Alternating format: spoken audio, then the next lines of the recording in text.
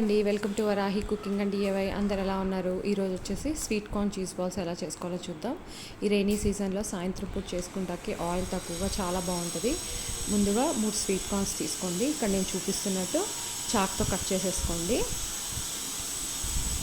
Cut చేసేసుకుని ఒక బౌల్లోకి ట్రాన్స్ఫర్ చేసేసుకోండి. ఇప్పుడు ఒక మిక్సీ జార్లో మీకు తినే కారాన్ని బట్టి 7 పచ్చిమిరపకాయలు తీసుకుని ఇలా మెత్తగా పేస్ట్ చేసుకుని ఇప్పుడు కట్ చేసుకుని స్వీట్ కార్న్లో నుంచి సగం పైన మిక్సీ జార్లో యాడ్ చేసుకుని గ్రైండ్ చేసుకోవాలి. ఇలా ఇప్పుడు ఆ గ్రైండ్ చేసిన పేస్ట్ని ఇందాక స్వీట్ కార్న్ ఉన్నాయి కదా మిగతావి దాంట్లో వేసేసి దాంట్లో ఉప్పు, చిల్లీ ఫ్లేక్స్, అరిగానో, జీలకర్ర పొడి, కొత్తిమీర, ఉల్లిపాయ, సగం కప్పు బియ్యపిండి, సగం కప్పు శనగపిండి వేసి చక్కగా కలుపుకోవాలి. బైండింగ్ కోసం అనమాట. శనగపిండి బియ్యపిండి పక్కన పెట్టేసుకోండి. ఇదిగోండి ఇలా కలుపుకోవాలి. ఇప్పుడు ఒక మిక్సీ జార్ తీసుకుని చేతి నిండా పుదీనా, 2 వెల్లుల్లి, 1 పచ్చిమిరపకాయ, పచ్చి టమాటాలు 3 చిన్నవి, చేతి నిండా కొత్తిమీర తీసుకుని మెత్తగా పేస్ట్ చేసుకుని ఒక గిన్నెలోకి ట్రాన్స్ఫర్ చేసేసుకోండి. తినే ముందు సాల్ట్ యాడ్ చేసుకోవాలి, లేకపోతే నీరు వచ్చేస్తుంది అనమాట.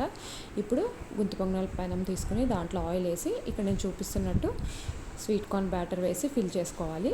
అన్నిట్లో ఫిల్ చేసుకున్నాక మధ్యలో చీజ్ పీసెస్ పెట్టాలి. మీకు ఎంత కావాలంటే అంత సైజ్ కట్ చేసుకుని ఇలా పీసెస్ పెట్టండి.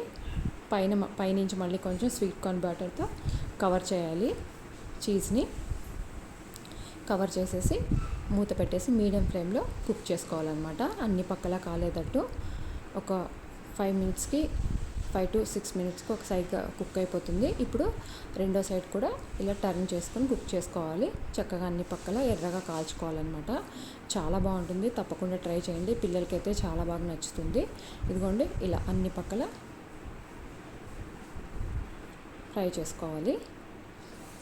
ఈ చట్నీతో సర్వ్ చేసుకుంటే చాలా బాగుంటుంది. తప్పకుండా ట్రై చేయండి. వీడియో నచ్చితే కనుక లైక్ చేయండి, షేర్ చేయండి, సబ్స్క్రైబ్ చేయడం అస్సలు మర్చిపోద్దు. నెక్స్ట్ వీడియోలో మళ్ళీ కలుద్దాం. బాయ్ అండి.